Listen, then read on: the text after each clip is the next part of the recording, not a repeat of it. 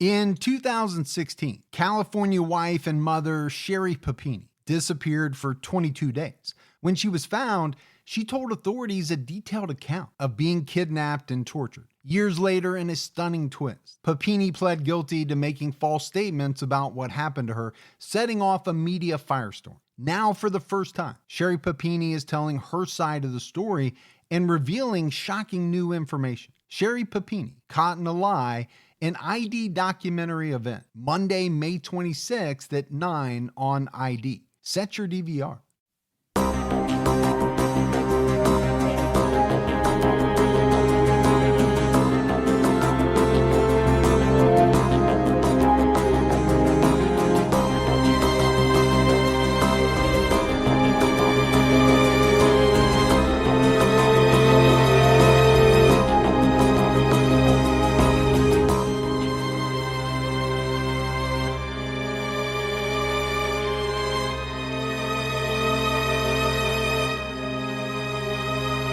Hello, everyone, and welcome to episode 261 of the True Crime All the Time podcast. I'm Mike Ferguson, and with me, as always, is my partner in true crime, Mike Gibson. Gibby, how are you? I'm doing good, man. How about you? I'm doing really well. Good. You and I just got done finishing up a Patreon-only episode. We did. On William Inman, a young serial killer out of Arizona.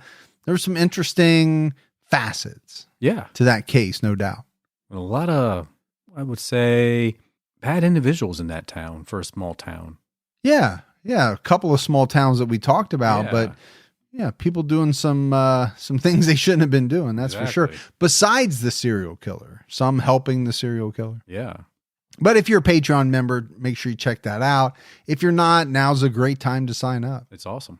We also have an episode out right now on Unsolved. It's on the Villisca axe murders. Pretty famous unsolved case. It is. And we finally, people have been asking us to do it. We finally decided to do it. And I hope you guys enjoy it. Go out there and listen. We'll talk about the brutal murders. And then we'll dive into some potential suspects. And even talk about where the case sits today. It's a popular case, for the lack of a better term.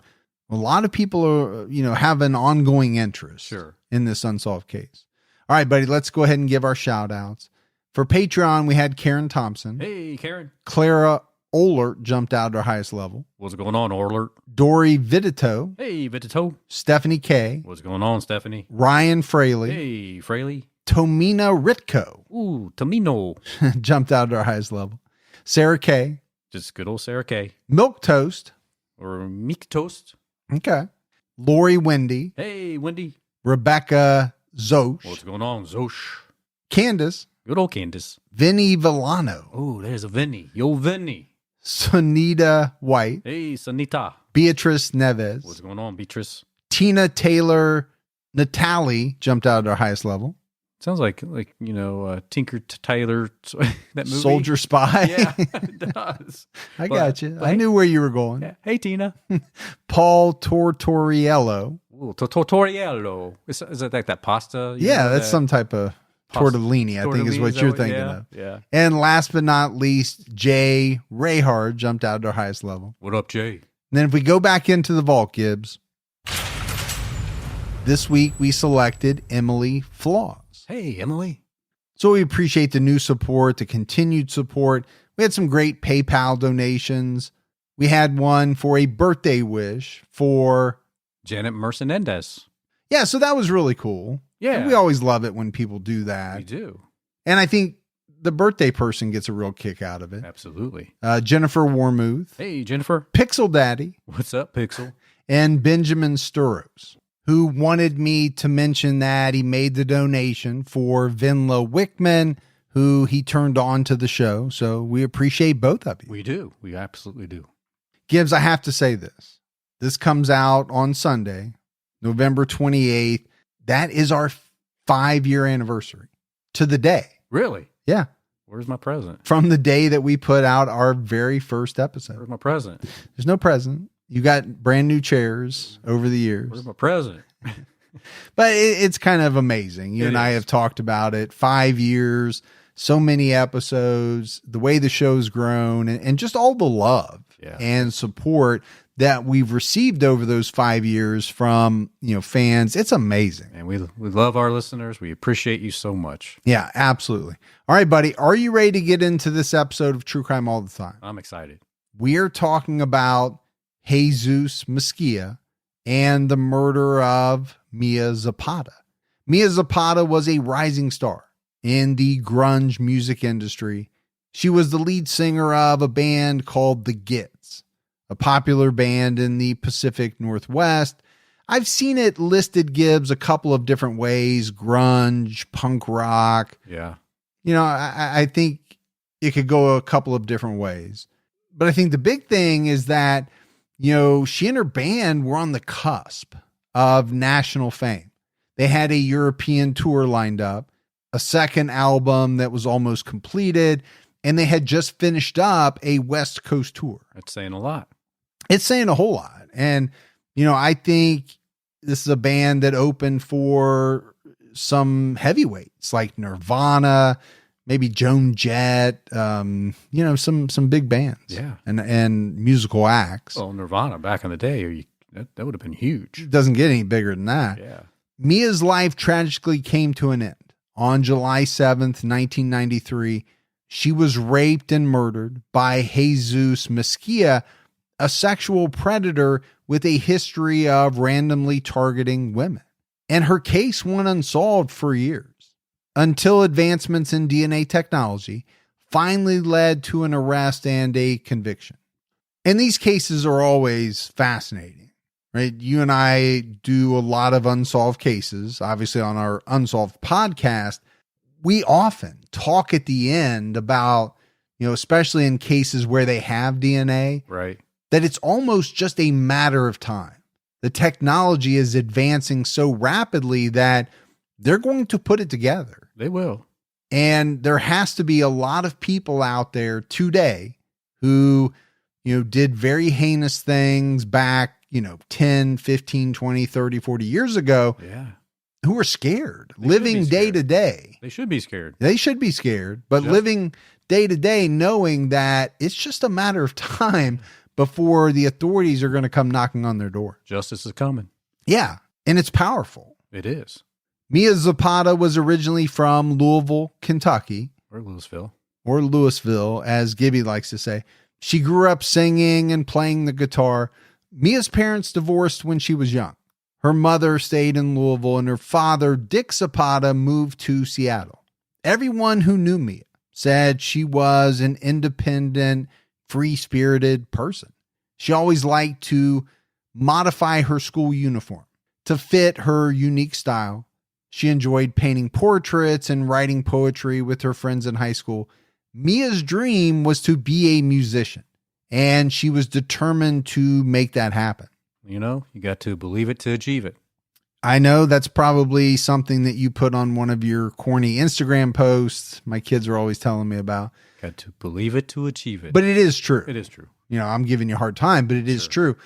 And, I always find it very inspirational to kind of look at a biography of someone's life, someone who turned out to be famous or, achieved great things in life, and find out that from a very early age, they wanted to be X. Yeah. Whatever that is, a musician, an NBA basketball player, a baseball player. And that's what they ultimately became. Yeah. They believed it. And they achieved it. Exactly. Mia started the Gits in 1986. And this was during her time at Antioch College in Yellow Springs, Ohio. Well, there you go. Go there. I go there a lot to hike. It's very close to us. It is. Great kind of nature scene, hiking trails. It's a very free-spirited town. Bougie? No. I don't think that means what you think it means. No, this is a town with a lot of free-spirited people. It is. I actually think Dave Chappelle lives there now. He does, actually. Doesn't he? Yeah, he lives out in the township around it. Yeah, not too far from where we grew are. up in Yellow Springs too, though. Right. Yeah. But Yellow Springs to me was always thought of as a town where, you might take some illegal substances. Yeah. And go out in the woods in Yellow Springs and run around. And not that I have any unique knowledge of that. I don't think you need to run around anymore. I think you can just sit outside. It's that kind of town. Of the coffee shop and in your Tevas or your Birkenstocks. And just enjoy yourself. It's a cool place. My kids love it. They go there. They've got some of those shops that sell like the cool candles, right. The rocks that are infused with something or other. I don't understand it all, but yeah, magical stuff. It's magical. It's a magical place. It is. Her bandmates were Andy Kessler on guitar, Matt Dresner on bass, and Steve Moriarty, who was the drummer. The band was originally named the Sniveling Little Rat-Faced Gits, which was a Monty Python reference. It's a great movies that I know that Monty Python's a group. It is, but when you watch their movies, even today, I can't stop laughing. Oh, they're awesome, man. Now, I do think it's one of those things, kind of a brand of comedy. You either like it or you hate it. Yeah. There's probably not a lot of in between that I'll just watch it. You have fans and then you have haters, probably. Yeah. Because they're kind of divisive and they're kind of out there. They are. But I remember just watching it growing up. So I liked it then. And I just remember how funny I thought it was at that time. Sure. But that's a pretty long name for a band. It is a long name. So the group decided to shorten the name to just the Gits. Steve Moriarty told the Rolling Stone, Mia Zapata was an extraordinary human being. She was a beloved friend, a gifted songwriter, musician, visual artist, and performer. Rather than focusing on her death, we prefer to remember her friendship, talent, humor, and the incredible art and music she left to the world. Singer Joan Jett was also interviewed by Rolling Stone. She said, Mia's legacy should be beautiful, strong punk rock music coming from a woman's perspective because that's who she was. Another reason Mia was so special was because she was a Hispanic woman, popular in grunge music, which was back then and still is a majority, kind of white music genre. Gibbs, did I ever tell you one of my first crushes was Joan Jett? Was it? Mm-hmm. When I was young, I had a 45. We talk about 45 sometimes, not the pistol, the record, right. The 45 record of I Love Rock and Roll. Do you remember her in that other band before, they sung that Cherry Bomb song? And I don't. No, because we are like 17 years apart in age. So some of your references I don't get. 17 years. What the? I just pulled that out of my. Oh man, what? You're crazy. Yeah. Joan Jett, and she was with. I can't remember the name of the band, but there was like shocking that you cannot remember the name of the band. 3 other pretty famous singers too. Can you name one of the 3? For $1,000. Maybe Lita Ford. Lita Ford? Was she really good with the guitar, I think? Yeah. I remember her as a solo artist. I'm thinking maybe she was in the band too. I think I had a little crush on her too as well. They had that famous song Cherry Bomb. I'll find it. I'll go back and find it. Yeah. That's a good story though. I know. In 1989, the band moved to Seattle to try to make it big. And Gibbs, you remember the 90s, right? Seattle was considered ground zero. It was. For the grunge music scene. It was a new style of music. It really was. Made popular by singers like Kurt Cobain. And the Gits were on their way to becoming a very successful band. Their 1992 album, Frenching the Bully, got them pretty popular in Seattle. They had a pretty large fan base in the Pacific Northwest, and their popularity was growing all over the country. What they were hoping for was a record deal that would jumpstart their careers. In the summer of 1993, the band went on a West Coast tour where they made some connections with major record labels. Atlantic took the band to lunch in Los Angeles. MCA planned to watch one of their concerts in Seattle. I think I already mentioned it, but the group was finishing up their second album titled Enter the Conquering Chicken. They even had a European tour booked for later that year. So, I think when you look at all of those things, it kind of lays out a roadmap for some pretty big success to come in the future. Yeah, you can tell they were on the right track. Things were going to happen. They were doing everything that they needed to do. All the hard work was paying off. But when the Gits returned home, a terrible tragedy brought their careers to a sudden halt. It was on July 7th, 1993, that Mia Zapata was raped and murdered while walking home from a friend's house. She was only 27 years old when she died. Part of the 27 Club. Yeah, that's the first thing that jumped out at me. Mm-hmm. It's so strange how many musicians, artists died at the age of 27. Some, were some of the biggest names at the time. Sure were. Who's part of that group? Gibbs, Morrison, Joplin. Yeah.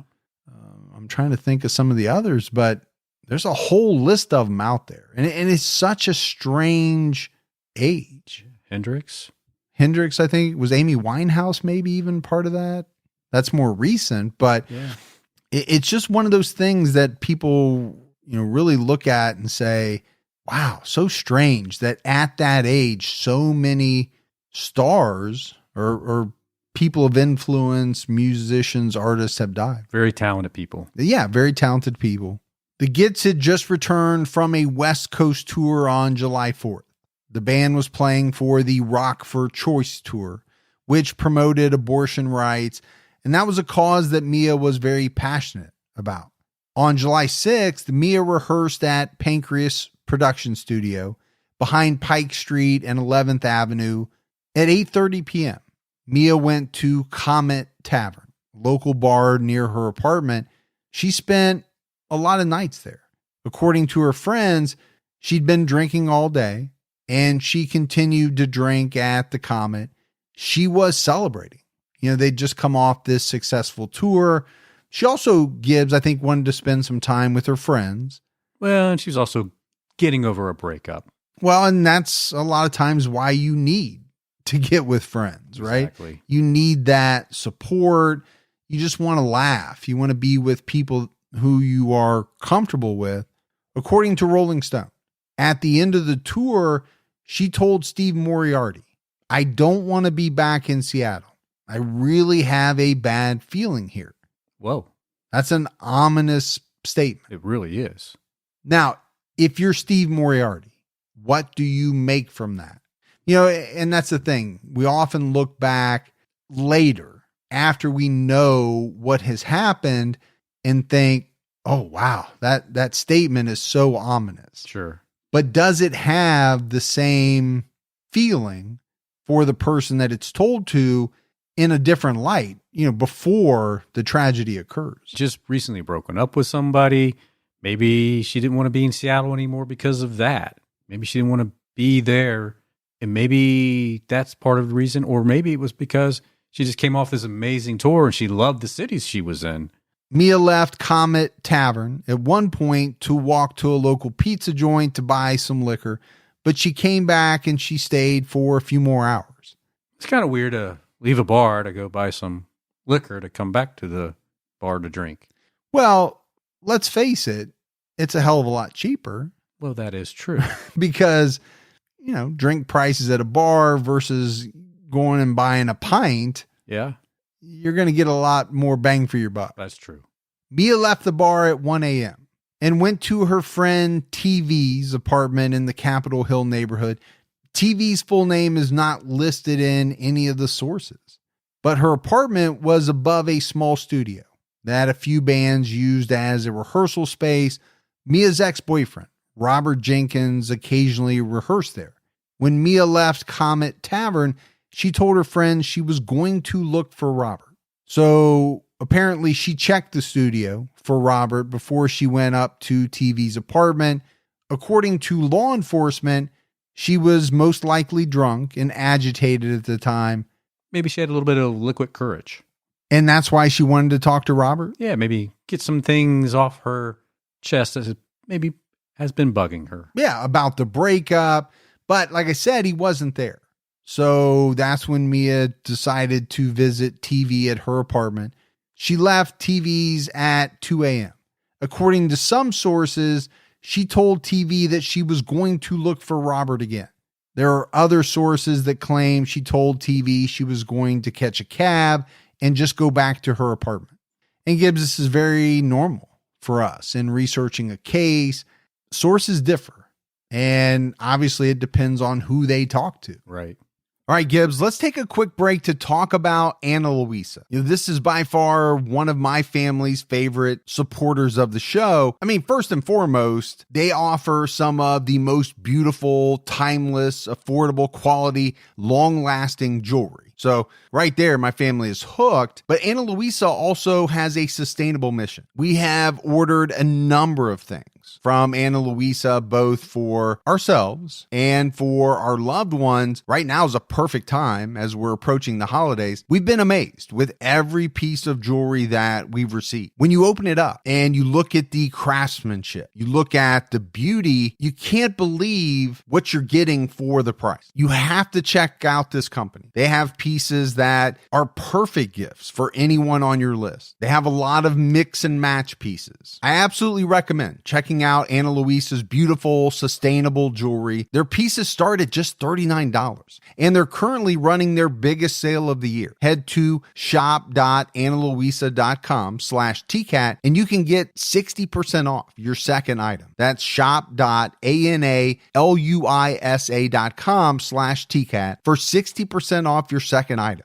Don't let allergy season slow you down. Get common allergy meds for as little as $15 with GoodRx. So you and your family, pets included, can stop allergy symptoms before they start. GoodRx is free and easy to use. Just search for your prescription on the website or the app, compare prices, and get a free coupon to show your pharmacist.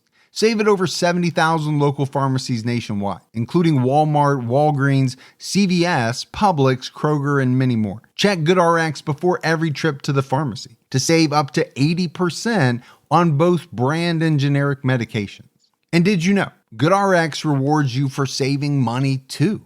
Join GoodRx Rewards today and earn points every time you use a coupon. Remember, GoodRx is not insurance, but works whether you have insurance or not. And it could be your insurance copay price. I've been using GoodRx for years, and I can't tell you how many times I have saved money even with my insurance. Stop allergies before they start and save big on allergy medications this season with GoodRx. Go to goodrx.com/TCAT. That's goodrx.com/TCATT.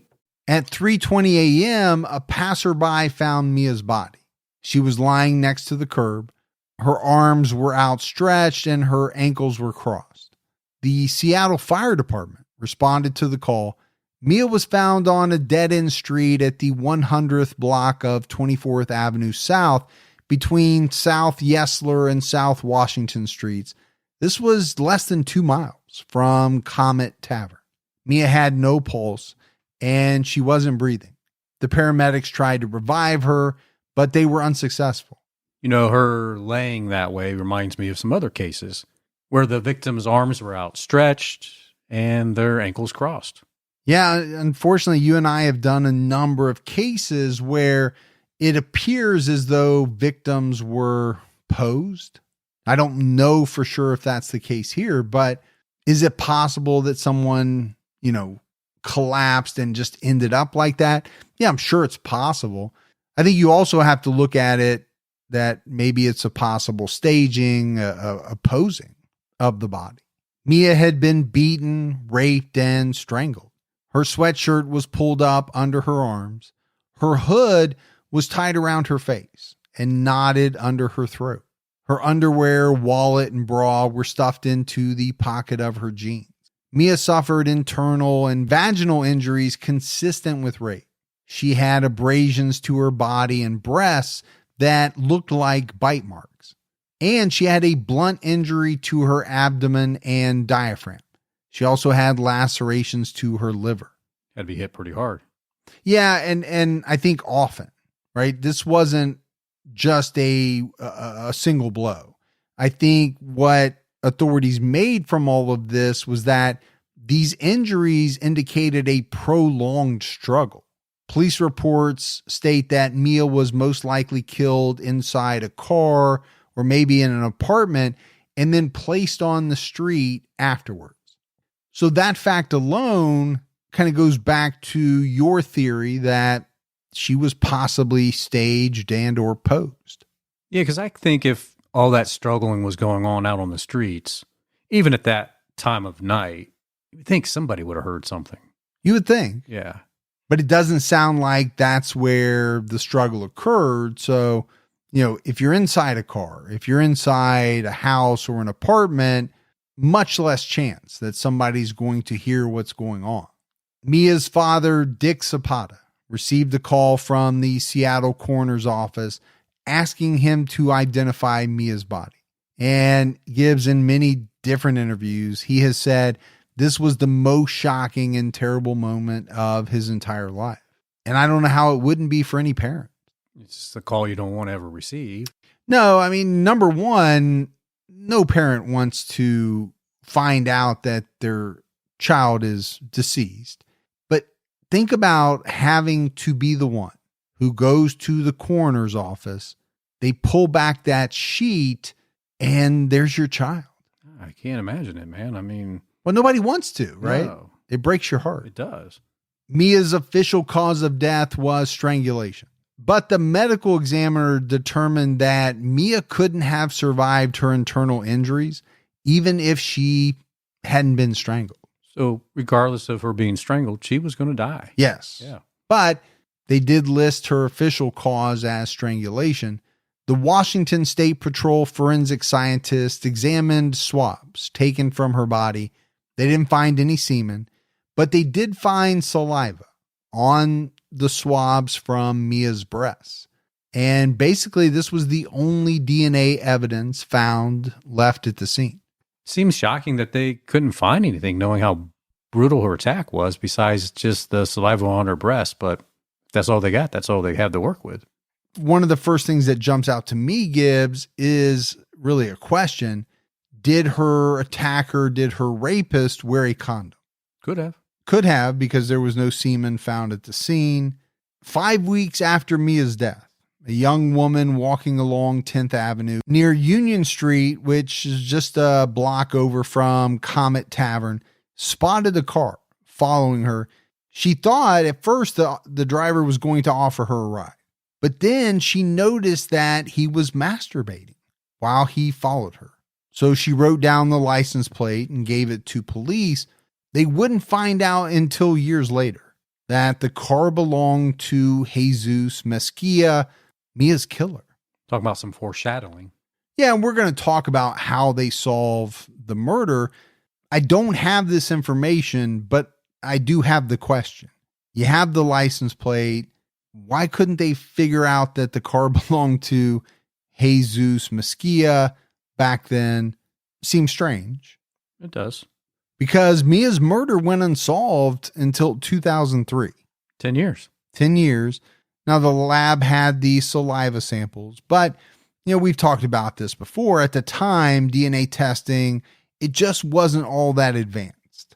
And they didn't have the national databases that we have today. Well, that's very true. And that's a big part of it. Mia's case was so big. It was featured on an episode of Unsolved Mysteries.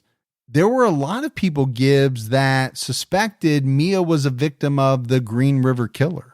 Well, it makes sense that people would think that because of the way the body was positioned. Yeah, I'm sure that was a big part of it. Obviously, we're going to find out that she wasn't a victim of Gary Ridgway, but like you said, I can see why people might have thought that. Now, initially, some of Mia's friends and acquaintances were accused of murdering her. Detectives investigated all possible leads. They never really found any answers. They were able to create a timeline of her night, excluding the hour and 10-minute period from when Mia left her friend's house to when her body was found. Now, I get it that friends, acquaintances, they're going to be looked at. But to find out that a lot of them were accused, that's a strong word. Well, maybe they were just really pushing hard on people to try to get somebody to crack. I'm sure they were. We said it was a big case, right? The pressure on the police had to be pretty intense. Yeah. According to Rolling Stone, NPR music critic Ann Powers wrote in 1994, partly because it was a murder, Zapata's death genuinely transformed the smaller, more local scene in which she was a leading light. Talking about Kurt Cobain with people in clubs and cafes, I actually feel his presence less than Zapata's. She is mentioned over and over. Posters asking for information adorn the wall of the Comet Tavern. On some street corners, you can see the flyers made by friends a long time ago. So this was written a year after her murder. But that's a big statement to say that, her presence kind of overwhelmed Kurt Cobain. Yeah, I mean, because he was big. He was huge, yeah. I just think it tells you what people thought about Mia Zapata. Joan Jett wrote the song Go Home for her 1994 album Pure and Simple. She dedicated the song and music video to Mia to raise awareness about her case. The Gits contacted Joan after seeing the video, and she recorded a live album and performed shows with the group in 1995. Mia's bandmates organized benefit shows to raise money for a private investigator. And there were some big names in the music industry. Sonic Youth, Hootie and the Blowfish, people like that who donated to the cause. Yeah, I mean, people really came out for Mia.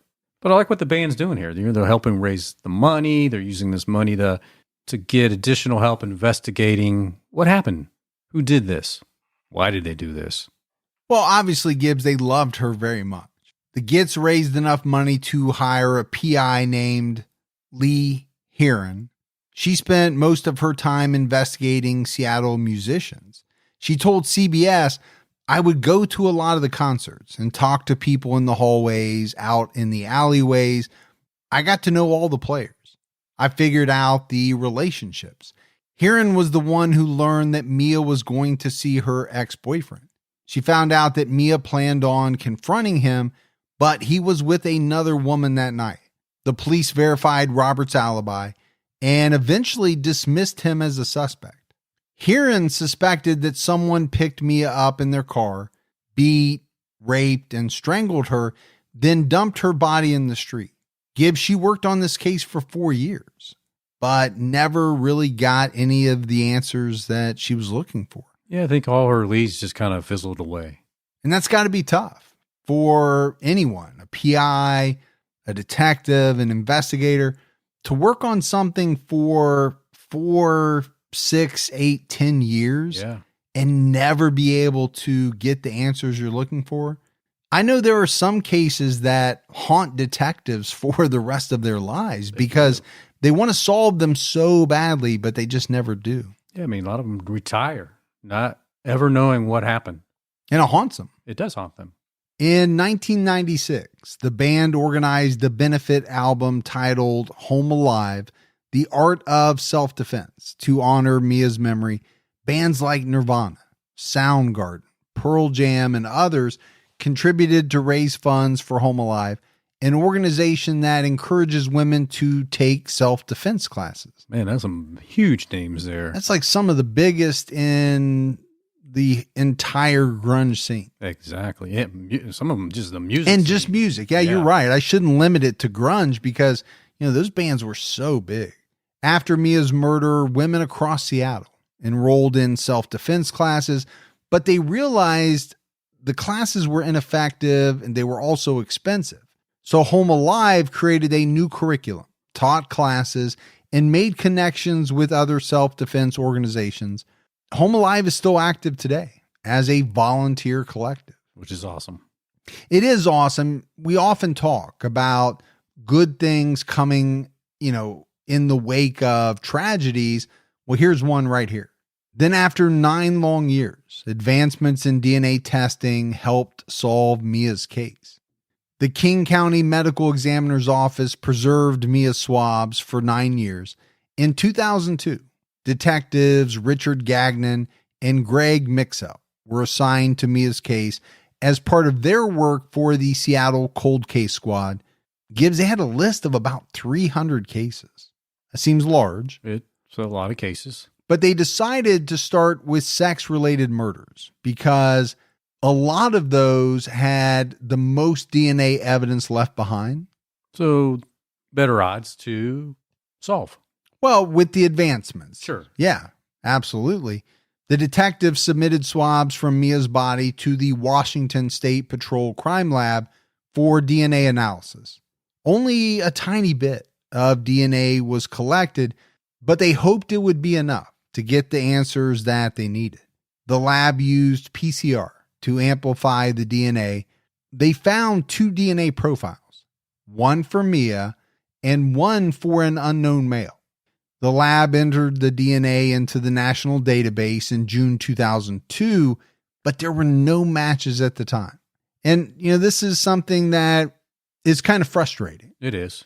A lot of people think, okay, we've got DNA. We're going to be able to figure out who did this. It's kind of like the CSI effect, right? Sure You watch CSI within about, what's the show, 42 minutes or whatever it is with commercials. Yeah. They've got the DNA. They've wrapped it up. We know in real life, it doesn't always happen that way. This is just the first part of it. Yeah. One of the big hurdles is when there's, nobody that matches in the database.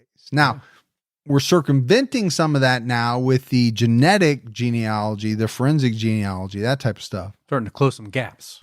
In December 2002, the Washington State Patrol was informed that the DNA in the swab was matched to a 48-year-old man named Jesus Mezquia. None of Mia's bandmates, none of her family, no one around her knew who this man was. Jesus Mezquia was originally from Cuba. It's thought that he may have come to the U.S. as part of the Mariel boat lift in the 1980s when Fidel Castro exiled thousands of Cubans. Well, we know a lot about that. Me and you worked with somebody that actually lived through that event. Yeah, we've heard some firsthand accounts, actually, of what went on. But Mezquia's earliest documentation in the U.S. starts around this time. In 2002, Mezquia was living in Marathon in the Florida Keys. He was married and working as a fisherman. A lot of lobster fishing going on there. My uncle lived there for a very long time. Really? Mm-hmm. Big lobster fishing there, huh? Yeah. I did not know that. Yeah.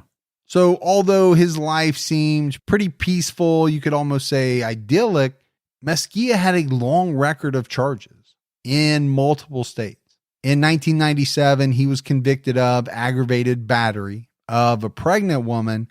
In Florida in the 1980s, he was convicted of kidnapping, false imprisonment, robbery, and indecent exposure. It's quite the list. It's quite the list, but we already know, right? This is an individual who likes to expose himself, right? He did so in Seattle in the car. He likes to set things free, and, most people are not comfortable with that. No, they're not. In California in 1986, he was convicted of assault to commit rape. In 1989, he was convicted of battery of a spouse after punching his girlfriend in the face. And then in 1990, he was convicted of robbery. Well, he just really is a piece of shit, isn't he? He really is. But here's the thing, and we talk about it time and time again. How does all of this not add up to something much heavier in the way of sentencing?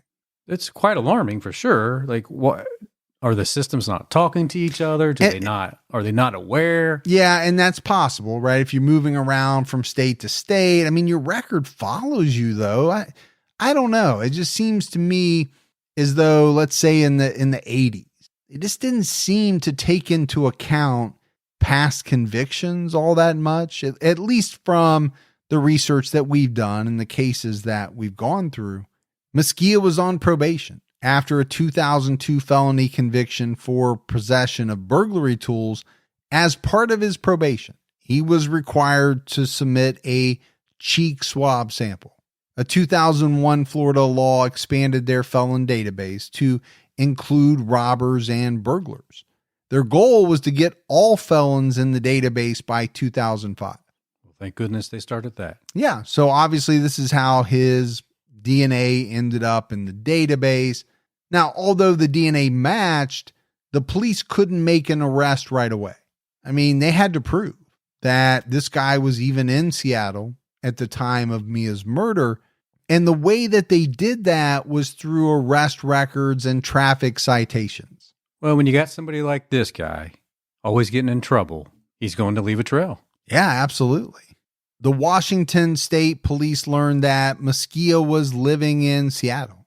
Between 1992 and 1994, Gibbs just about a mile and a half from where Mia was killed. Well, that puts him there, right? 1993 is when this happened. Mezquia moved to Seattle in 1992 to live with an unidentified woman who moved to that city for work. She never got the job, so they ended up moving into her mother's home in the Beacon Hill neighborhood. Neighbors described Mezquia as a very superstitious man. Gibbs, I guess he liked to put garlic cloves in, corners of the house to ward off evil spirits. Watched too many vampire shows. Something.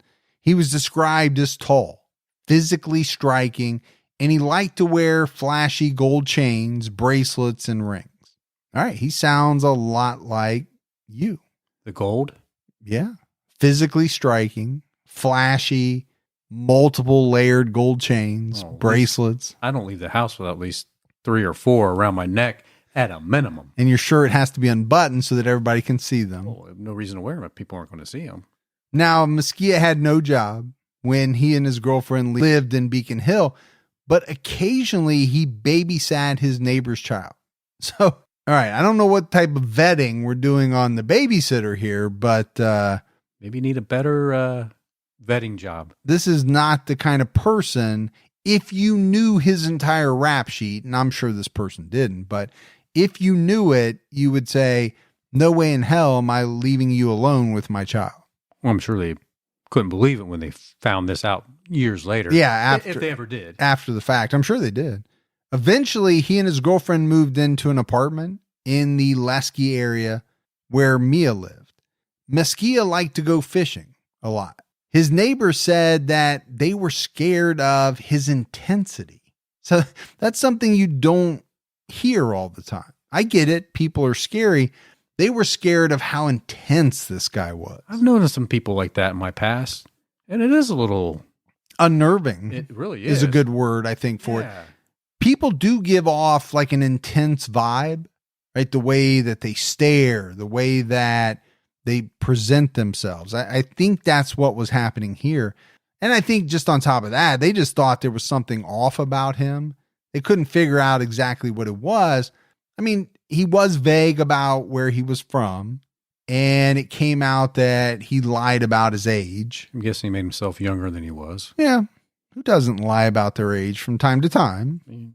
You lie about my age all the time. Yeah. I try to bring it down to make you... or the other way. to make you younger than what you really are. Yeah.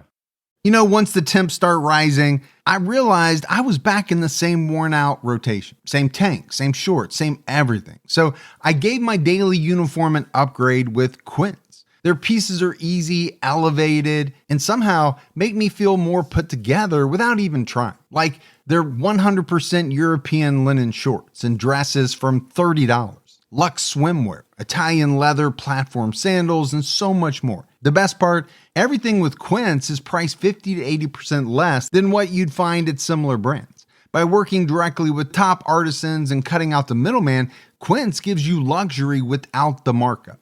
And Quince only works with factories that use safe, ethical, and responsible manufacturing practices and premium fabrics and finishes. I'm getting ready to stock up on shorts for summer from Quince, and I know they're going to be amazing because everything I've ordered has been of the highest quality, and the prices are amazing. Treat your closet to a little summer glow up with Quince. Go to quince.com/TCAT for free shipping on your order and 365-day returns. That's QUINCE.com/TCATT to get free shipping and 365-day returns. Quince.com/TCAT. You know, my wife and I do a lot of shopping online, and we always use Rakuten. Rakuten is the smartest way to save money when you shop because you earn cash back at over 3,500 stores. We're talking fashion, beauty, electronics, home essentials, travel, dining, concert tickets, and more. Your favorite stores like Macy's, Nike, Sephora, Dyson, and Lowe's. And that's just to name a few. Pay Rakuten to send them shoppers. And Rakuten then passes on a part of that payment to its members as cashback. Cashback is deposited directly into your PayPal account, or Rakuten can send you a check. You can even maximize your savings by stacking cash back on top of other deals, like store sales and coupons. You're already shopping at your favorite stores. Why not save while you're doing it? It really is a no-brainer. Membership is free, and it's easy to sign up. Get the Rakuten app now and join the 17 million members who are already saving. Cashback rates change daily. See Rakuten.com for details. That's Rakuten. Your cash back really adds up. Mezquia and his girlfriend broke up in the summer of 1993, but they continued to live together. According to the Seattle Times, the girlfriend, after catching some glimpses of Mezquia's anger, told a neighbor that she didn't know what she'd gotten herself into and wanted to distance herself from him. The neighbor apparently let her stay in her apartment until she could buy a car for Mezquia. So this is a little strange, right? She's afraid of this guy, but they continued living together for a little while. But then she went and lived with her neighbor, all the while trying to put enough money together to get him a car. Basically what? To say, hey, here's a car, get the heck out of here. Yeah, I think that's exactly what she's trying to do. Like, here's some transportation. Now you can go ahead and move somewhere else. And that's exactly what happened. She purchased a car for him in 1994. He took the car and moved to Southern California, then eventually back to Florida. Now, all of the evidence indicates that Jesus Mezquia and Mia didn't know each other at all. On the night of the murder, his girlfriend was out of town. So he was basically just out wandering the streets alone. This was a random opportunity attack. Well, we know how he liked to cruise the streets at night, according to that witness later that called the police. Well, and I think a lot of predators do, right? They cruise. They're on the prowl. They're just out looking for whatever they can find. Potential victims, opportunities, maybe, is a better way to put it. Detective Gagnon told CBS he was always looking for a victim. He was a predator who likes to hurt women. He's a hunter. And Mia just happened to fall in his field of vision. And you and I have talked about this quite a bit. To me, this is scary, scary stuff. It is. This is not a person who you've wronged. You didn't get in a fight with them. You didn't say something to offend them. You're just out walking. And a predator sets their sights on you and they strike. It's just a scary thought. The Seattle police asked the Florida police to take Mezquia in for questioning. So, this was after the DNA matched and all that. Detectives Gagnon and Mixell flew in for the interview on January 10th, 2003. They showed Mezquia pictures of 5 unsolved murder victims. One of them was Mia Zapata. Mezquia denied knowing any of them. Of course he did. He's not going to raise his hand up, right? Well, why would he? Right. I mean, they're saying right out of the bat, these are unsolved murder victims. So to say that you knew any of them would put you in the crosshairs, right? Exactly. But it didn't matter. He was arrested and immediately charged with first-degree murder. They had the DNA. Mezquia was married at the time of his arrest, and he had 1 daughter. The Seattle Times asked his wife if he had ever abused her or committed any criminal acts. She answered, nothing. I do not believe that he did this. I don't believe it's possible. She said her husband was a quiet, calm person and a good father. He didn't drink or do drugs, and he spent most of his time fishing while she worked. That's probably what he told her. I'm going fishing. Well, that could be. And I see what you're taking from it. What I'm taking from it is that he's out recreationally fishing while she's bringing home the bacon. Either way, it's a crime. I'm with you. So he's arrested and he spent the next year awaiting his trial. Gibbs, one interesting event occurred during the pretrial hearings. The defense tried to argue that a man named Scott McFarland committed the murder. McFarland was a cab driver who claimed he had a relationship with Mia. In 1994, he made some incriminating statements about the murder. He was driving a cab in Capitol Hill on July 6, 1993, and the court ruled this evidence was admissible for the trial. Then the prosecution brought in a witness named Valentina DeCecco. She said that Mezquia assaulted her in January 1994. She didn't report it at the time, but when she saw that he was charged with murder, she went to the police. She said that in January 1994, she left her apartment at 4:30 a.m. for an early morning jog. Mezquia approached her. He knocked her down, and she felt pain in her throat. Now, she was able to run away from him, but when she returned home, she saw him standing at the corner of her building, staring at her and masturbating. The dude's got a problem. He does. I mean, this is like, have you seen my baseball type stuff here? Yeah. There was a lot of back and forth over this evidence. The state declared that if the defense submitted their McFarland evidence, they would submit their DeCecco evidence as rebuttal. So in the end, the defense chose not to enter the McFarland evidence into trial.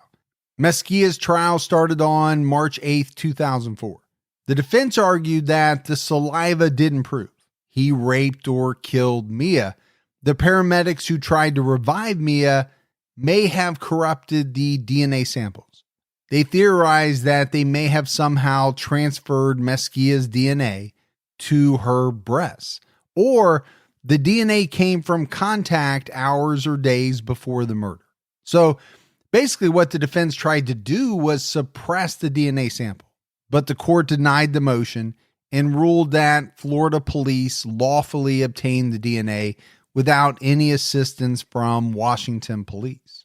And I think on the prosecution's part, they argued that Mezquia was the only possible perpetrator. His DNA was on Mia's body because he bit her when he raped her. He had a long history of attacking and sexually assaulting women.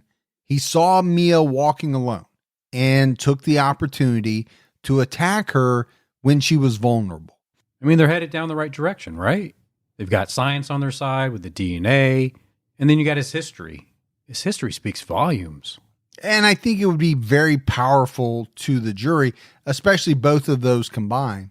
The defense presented circumstantial evidence to propose that Robert Jenkins was the perpetrator. They said that Mia was angry that he had a new girlfriend. She was looking for him on July 6, 1993. Jenkins called Mia's roommate the next morning and asked to speak to Mia. Her roommate told him that she might be in the shower. And oddly, Robert said the person in the shower probably wasn't Mia. The defense asked, how could he know this if he wasn't involved in the murder?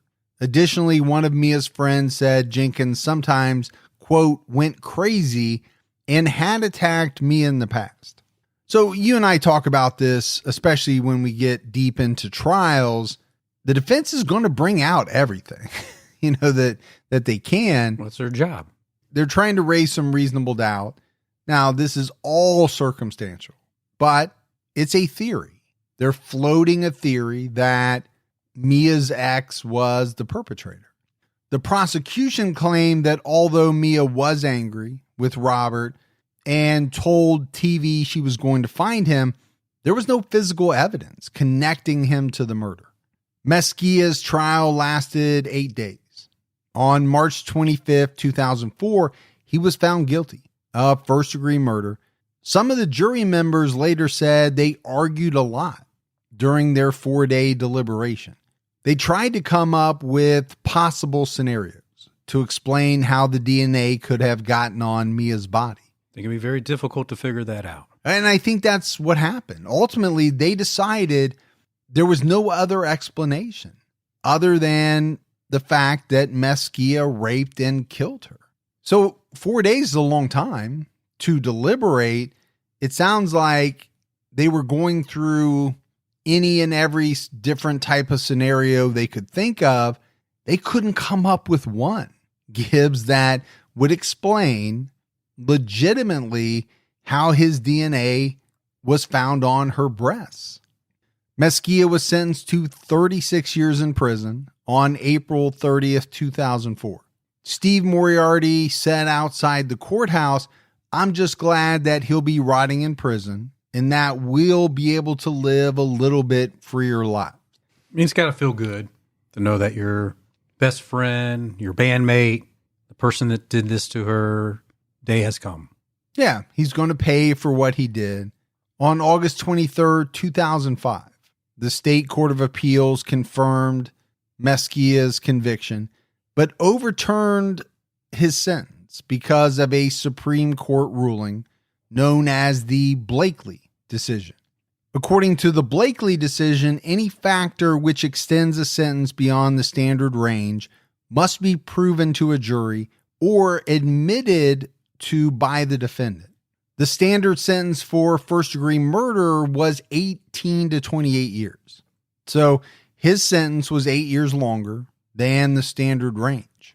During the 2004 sentencing hearing, the judge said she had legal justification for the longer sentence because of the extreme injuries Mia suffered. She was raped, bitten, and strangled with the cords of her own sweatshirt. But the appeals court sent the case back to the King County Superior Court for new sentencing. And prosecutors don't like this. They never do. So they set out to try to get another lengthy sentence for Mezquia. And then strangely, on January 30th, 2009, the Court of Appeals reinstated the original sentence. Jesus Mezquia waived his right to have a jury determine whether aggravating circumstances would justify a longer sentence. So this allowed the judge to give him another 36-year sentence. And his own attorney told the Seattle Times that he didn't know why his client chose to waive his right to a jury hearing because it could have shortened his sentence. It probably would have. I would think it would have too. Don't know why. Maybe he just didn't understand it as clear as he should have, or maybe he just didn't want to. I'm sure his attorney explained it to him. I'm sure, in detail. But as far as I know, he's never offered up the reason behind it. He continued serving time in prison, and he didn't file any additional appeals.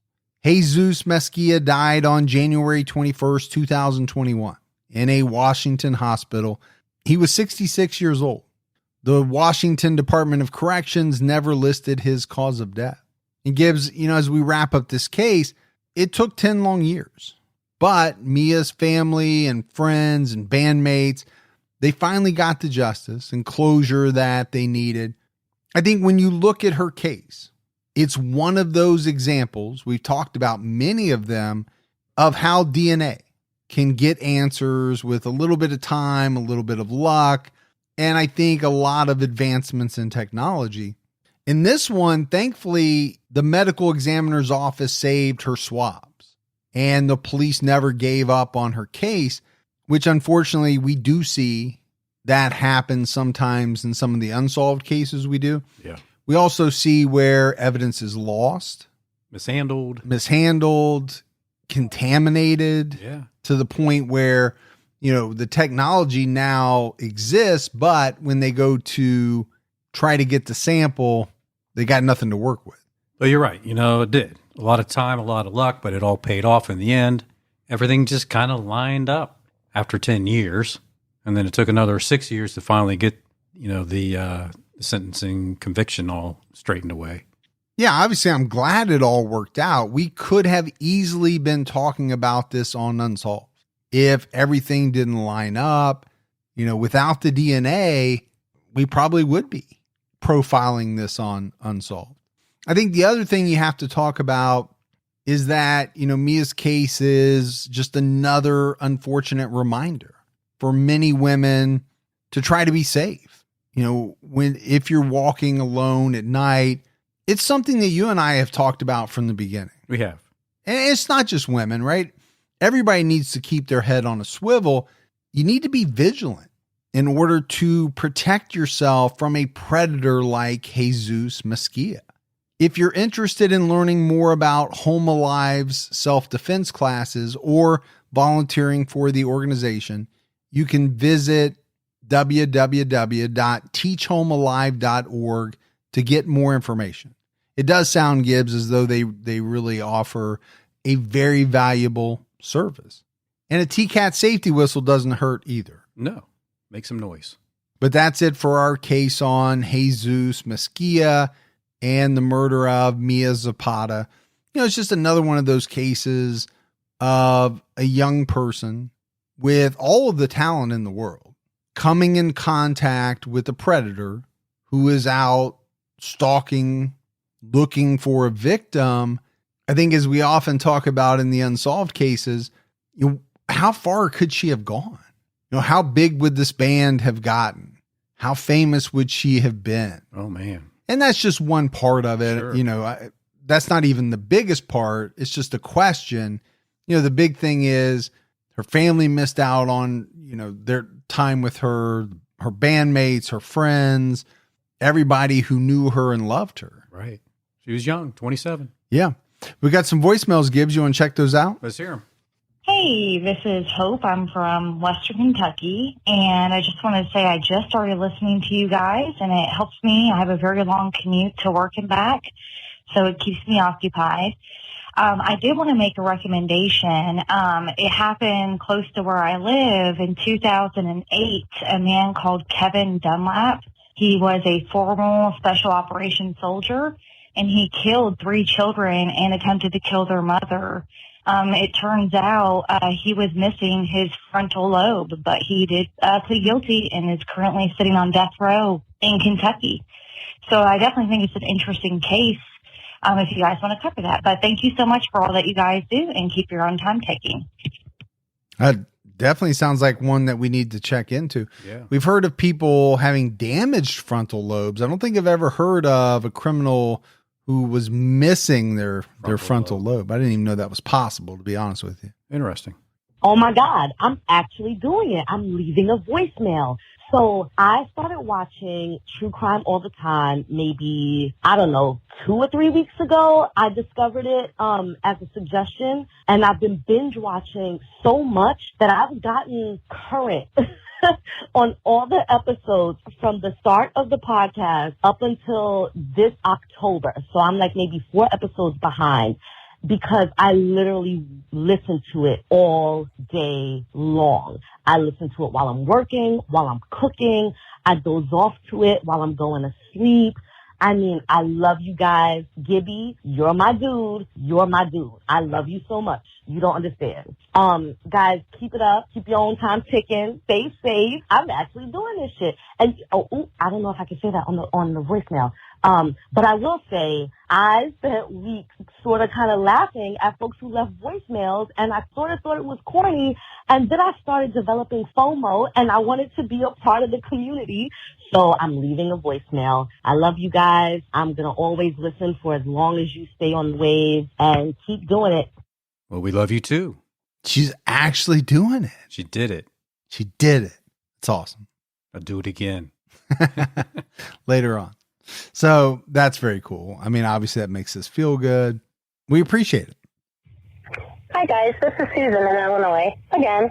I just wanted to tell Mike Ferguson that you did an excellent job with the pronunciations of those names on Bogey Kylai's podcast. I don't know that I could have done it, and I couldn't hear a single one that you flubbed up on. So I was like, wow, that had to have been kind of hard to do. And I didn't realize that Wang was such a popular name in China. Anyway, great job.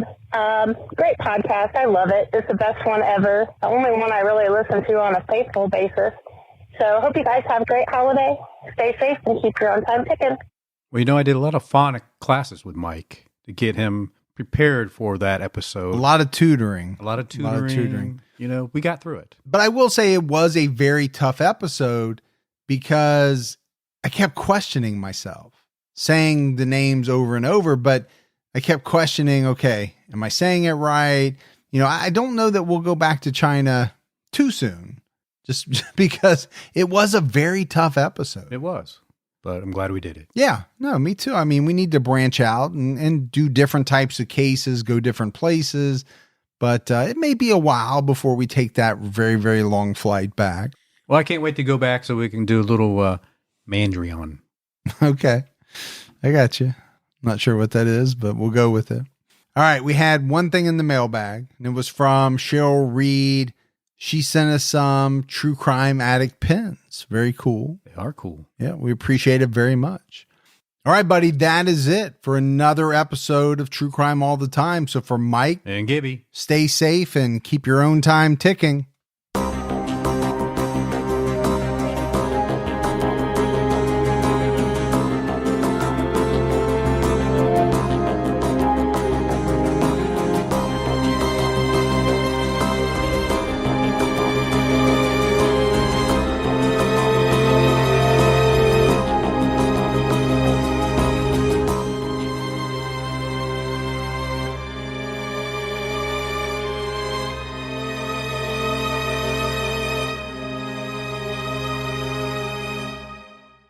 How did the internet go from this You could actually find what you were looking for right away, bang. to this? I feel like I'm in hell. Spoiler alert, it was not an accident. I'm Cory Doctorow, host of Who Broke the Internet from CBC's Understood. In this 4-part series, I'm going to tell you why the internet sucks now, whose fault it is, and my plan to fix it. Find Who Broke the Internet on whatever terrible app you get your podcasts.